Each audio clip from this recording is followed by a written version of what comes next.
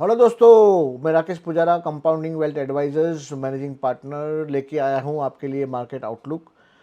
पिछले हफ्ते में मार्केट में इंडियन मार्केट में तो इतना कुछ हुआ नहीं। फ्राइडे को फॉल हुआ था और थर्सडे तक मार्केट काफ़ी स्ट्रॉन्ग था। फ्राइडे को थोड़ा गिव अप किया, लेकिन जो भी कहानी है वो हुआ है इंटरनेशनल मार्केट में, और उसके कारण जो सेल ऑफ आया है इंडियन मार्केट में उसके बारे में बात करेंगे। जो डेवलपमेंट हुआ है थोड़ा सिग्निफिकेंट है, तो इसके लिए मैं बात करना ज़रूरी है। एक्चुअली देखा जाए तो वहाँ पर डाउ जोन्स, नैस्डैक और S&P 500 पिछले वीक में बहुत अच्छा सेल ऑफ आया, करीबन 3.5 से 3% का सेल ऑफ आया। और बड़ा सेल ऑफ निकाई की, जापान की जो मार्केट है वहाँ पर सेल ऑफ आया। जापान ने रेट ऑफ इंटरेस्ट बढ़ाए 25 बेसिस पॉइंट, और वहाँ पर इंटरनेशनल मार्केट में जो फेड का मीटिंग था उसमें उन्होंने शायद ऐसा इंडिकेशन दिया है कि सितंबर में रेट कट हो सकता है। तो इतने सारे न्यूज़ फ्लो के कारण इतनी उठापटक हुई। और we will analyse Indian market first, साथ में इंटरनेशनल मार्केट के बारे में बात करेंगे। And I will share my screen to talk about Indian market, और बाद में हम कुछ चार्ट्स भी देखेंगे। Market outlook dated 3 August 2024 for the next week. Nifty down रहा 0.47%, क्लोज एट 24,717। बैंक निफ्टी थोड़ा अप रहा। तो मतलब जो पिछले हफ्ते जो अंडर परफॉर्मेंस था बैंक निफ्टी का, वो थोड़ा कवर हुआ है। अंडर परफॉर्मेंस काफ़ी 4% का था, लेकिन ये अगर ये देखें तो करीबन आधा पौने % का अंडर परफॉर्मेंस उन्होंने कवर करा है। स्मॉल कैप इंडेक्स फ्लैट रहा ऑलमोस्ट। मिड कैप इंडेक्स भी फ्लैट ही रहा, कुछ ज़्यादा कुछ था नहीं। लेकिन जो फ्राइडे का जो फॉल था ना, थोड़ा अननर्विंग था इंटरनेशनल मार्केट में। थर्सडे नाइट को ओवरनाइट फॉल हुआ था, और बाद में फ्राइडे इंडियन मार्केट में फॉल हुआ, निकाई काफ़ी गिरा, और रात को फ्राइडे नाइट को यूएस मार्केट भी काफ़ी गिरे। इसीलिए हम जो अभी तक एकदम आउटराइट बुलिश थे, अभी थोड़ा कॉशियस रहेंगे। थोड़ा कैश लेवल भी रेज कर सकते हैं। लॉन्ग टर्म बायस इंडियन मार्केट के लिए अप है, लेकिन हो सकता है कि शॉर्ट टर्म में थोड़ा करेक्शन आए। इसलिए हमने अपना आउटलुक जो है लॉन्ग टर्म बुल का तो कंटिन्यू रखा है, लेकिन शॉर्ट टर्म में हम लोग ने उसको कॉशियस अप्रोच करा है। थोड़ा कैश लेवल भी रेज किया जा सकता है। ये लेवल पे सिल्वर और गोल्ड अक्यूमुलेट किया जा सकता है। गोल्ड पर्टिकुलरली ऐसी अनसर्टनिटी में जब भी ऐसा ट्रेड होता है तभी गोल्ड बढ़ता है। गोल्ड में जो गिरावट आई थी वो गवर्नमेंट ने जो सडनली इंपोर्ट ड्यूटी कम कर दिया था उसके बाद गिरावट आई थी, और उतना तो एडजस्टमेंट होगा ही भाव में। अगर गोल्ड सस्ता हो गया इंपोर्ट होना, तो उतना तो भाव में रिफ्लेक्ट हो ही रहा है। तो यहाँ से हमें लगता है गोल्ड अक्यूमुलेट किया जा सकता है। थोड़ा बहुत सिल्वर भी अक्यूमुलेट कर सकते हैं। WTI क्रूड जो पिछले हफ्ते मोटा मोटी 10% गिरा है, तो वहाँ हमारा व्यू इंडिया के लिए बहुत बुलिश हो गया, क्योंकि जब भी क्रूड का भाव गिरता है इंडिया को फ़ायदा होता है, क्योंकि इंडिया नेट क्रूड इंपोर्टर है। तो ये इंडिया के लिए अच्छा ही हुआ। क्रूड पे हमारा व्यू वैसे भी बेरिश ही था। ड्यूरिंग द वीक वापस ऐसा हुआ कि ईरान और इसराइल के बीच टेंशन बढ़ गया।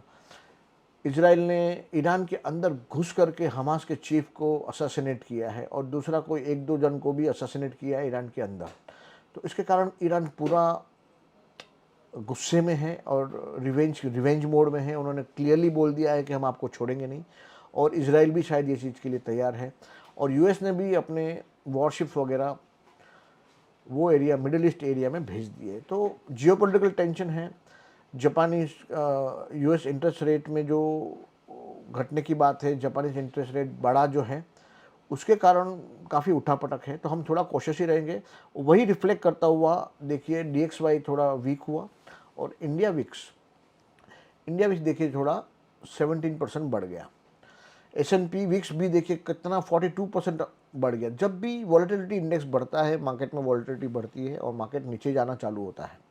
तो वही हुआ, मार्केट नीचे जाना चालू हुआ यूएस मार्केट में। और गिफ्ट निफ्टी भी दिखा रहा है कि शायद 150-150 पॉइंट का गैप डाउन हो सकता है। वैसे इंडियन मार्केट रिलेटिवली स्टेबल है, लेकिन कितना स्टेबल रह सकते हैं अगर इंटरनेशनली मैसेकर है, तो कहीं ना कहीं आपको भी थोड़ा बहुत तो गिव अप करना पड़ेगा। तो हो सकता है इंडियन मार्केट भी थोड़ा गिव अप करे नेक्स्ट वीक में। यूएस मार्केट जैसे हमने बोला 2 से 3% गिरा। निकाई करीबन 8.5% बढ़ा। 1987 के बाद का बड़ा क्रैश था ये। ऐसा माना जाता है कि ये जो क्रैश था वो 1987 टाइप्स क्रैश था। और 15% इन लास्ट 3 वीक्स जो गिरा है निकाई। एडवाइजेबल कि थोड़ा कैश रेज करे, थोड़ा कॉशियस रहे, और जब भी मार्केट करेक्ट होंगे, क्योंकि हमारा लॉन्ग टर्म आउटपुट इंडिया के लिए ख़राब नहीं है, इसके लिए जब भी मार्केट गिरेगा या तो करेक्ट होगा तभी हम ये कैश डिप्लॉय कर सकते हैं। लास्ट वीक के जो बुलिश सेक्टर्स थे उसमें निफ्टी फार्मा 1.38% बढ़ा, हेल्थ केयर करीबन 1% बढ़ा, ऑटो हम एक्सपेक्ट कर रहे थे शायद कुछ प्रॉफिट बुकिंग आया तो वहाँ प्रॉफिट बुकिंग आया, कंजम्पशन भी फ्लैट रहा, और बाय एंड लार्ज एवरेज में कुछ हुआ नहीं। निफ्टी मीडिया अगेन थोड़ा शॉर्ट कवरिंग था वहाँ पर, पीएसयू बैंक्स गिरा है थोड़ा, और मेटल्स भी गिरा है। On the whole net positive रहा। अगले हफ्ते के लिए हम क्या सोच रहे हैं, कौन से सेक्टर में बुलिशनेस बरकरार रह सकता है? एनर्जी है, Nifty energy, particularly oil and gas, Nifty pharma, Nifty oil and gas, Nifty health care, Nifty auto हम सोच रहे हैं यहाँ भले बुलिश स्कैन में आ रहा है, लेकिन हमें लग रहा है कि यहाँ प्रॉफिट बुकिंग चालू हो गया है, तो वहाँ थोड़ा प्रॉफिट बुकिंग आ सकता है। निफ्टी इंफ्रा में भी प्रॉफिट बुकिंग आ सकता है। Nifty consumption is relatively stable. Nifty commodities में भी वहाँ सेल ऑफ देखा जा सकता है। तो निफ्टी मीडिया और फाइनेंशियल सर्विस सेक्टर अभी भी बेरिश स्कैन में है। थोड़ा चार्ट देख लें, चार्ट्स क्या बोलते हैं। चार्ट्स में जो अभी ये कहानी है वो शायद वीक में नहीं पता चलेगी आपको, जो पूरी कहानी है ना वो पता चलेगी डेली चार्ट्स में। तो हम पहले वीकली चार्ट देख लेते हैं। वीकली चार्ट्स में क्या हुआ देखिए, यहाँ निफ्टी में थोड़ा बेरिश कैंडल बना है, बैंक निफ्टी भी बेरिश कैंडल है, वैसे मिड कैप में भी बेरिश कैंडल है, फिर निफ्टी में भी बेरिश कैंडल है। जब ये दो जी है, कहीं ना कहीं मार्केट एक अनसर्टनिटी की ओर इंडिकेट कर रहा है, कूल डाउन की ओर इंडिकेट कर रहा है। मार्केट में कूल डाउन हो सकता है, और अनसर्टनिटी होने के कारण थोड़ा प्रॉफिट बुकिंग भी आ सकता है। मिड कैप में भी देखिए ऊपर में प्राइजेस रिजेक्ट हुए हैं यहाँ पर, और अच्छा सा एक शूटिंग स्टार बना है यहाँ पर। O20 में देखिए प्रॉफिट बुकिंग रेड कैंडल बना है, मार्केट नीचे क्लोज हुआ है। मेटल में भी काफ़ी नीचे क्लोज हुआ है। रियलिटी प्रॉफिट बुकिंग यहाँ पर है। कंजम्पशन अगेन प्रॉफिट बुकिंग देखा गया। सीपीएससी थोड़ा, सीपीएससी का कैंडल बेटर है कंपैरेटिवली अदर कैंडल्स, लेकिन फिर भी कहीं ना कहीं मार्केट ऊपर की ओर थोड़ा टॉप हेवी लग रहा है कि थक रहा है। इंफ्रास्ट्रक्चर अगेन देखिए प्रॉफिट बुकिंग है यहाँ पर। सीपीएससी में भी ऊपर का प्राइस रिजेक्ट हुआ है, तो वहाँ पर भी शूटिंग स्टार टाइप बना है। कंजम्पशन भी ऊपर में देखिए प्राइस रिजेक्ट हुए और रेड कैंडल बना है। मगर मार्केट मतलब टूक में ड्यूरिंग द वीक अच्छा था, और फ्राइडे सब गिव अप किया है, तो ऊपर के प्राइस रिजेक्ट हुए हैं। कहीं ना कहीं प्रॉफिट बुकिंग हुआ है, और मार्केट का जो झुकाव बुलिशनेस की तरफ था वो शायद करेक्शन की तरफ जा सकता है। तो हमें कुछ भी ऐसा कुछ दिख नहीं रहा है कि आउटराइट बुलिश हो यहाँ पर। एक मीडिया थोड़ा ऐसा लग रहा है कि थोड़ा बेरिशनेस से बाहर आ रहा है। आईटी में भी देखिए कितना बड़ा कैंडल बना हुआ है, तो यहाँ पर भी प्रॉफिट बुकिंग हुआ है। एफएमसीजी अगेन प्रॉफिट बुकिंग हुआ। फार्मा एक मुझे लग रहा है रे ऑफ होप है फार्मा में। फार्मा जो डिफेंसिव माना जाता है, ऐसे जब भी मार्केट में ऐसा उठापटक होता है तभी फार्मा, एफएमसीजी, आईटी वहाँ पर थोड़ा इन्वेस्टमेंट बढ़ता है। तो अगर आपको निवेश करना ही है तो ये 3 सेक्टर आप ध्यान से देख सकते हैं और बाय ऑन डिक्लाइंस कर सकते हैं। गोल्ड में हमारा जो व्यू है वो पॉजिटिव है, देखो काफ़ी अच्छा कैंडल बना है। सिल्वर भी थोड़ा नीचे से रिवर्सल हुआ है, तो सिल्वर में भी अभी अक्यूमुलेट कर सकते हैं।